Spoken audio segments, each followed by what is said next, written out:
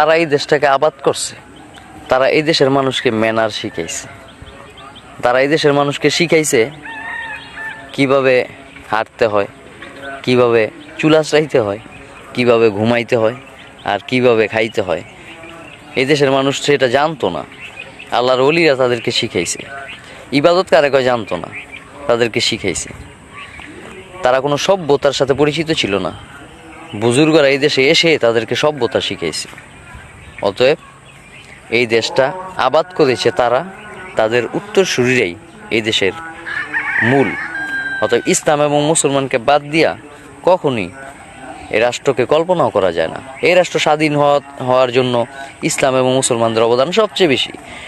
52-তে মুসলমানরা রক্ত দিয়েছে, 71-এ মুসলমানরা রক্ত দিয়েছে, 24-এও মুসলমানদের অবদান সবচেয়ে বেশি ছিল। তারপর পূর্বের নবাব সিরাজউদ্দৌলা থেকে শুরু করে ইংরেজ খেদাও আন্দোলন, ফরায়েজি আন্দোলন, হাজী মোহাম্মদ শরীয়তুল্লাহ, দুদা মিয়া, তিতু মিরের বাঁশের কেল্লা, এইরকম করে ইংরেজদের প্রতিহত করতে প্রত্যেকটা পর্যায়ে, প্রত্যেকটা চ্যাপ্টারে মুসলমানদের ইতিহাস আপনি খুঁজে পাবেন। অতএব ইসলাম এবং মুসলমানকে ছাড়া আপনি নিজের অস্তিত্ব চিন্তা করতে পারেন না। হ্যাঁ, আপনার অস্তিত্ব চিন্তা করতে পারবেন আপনি ইসলাম এবং মুসলমানকে সামনে রেখে।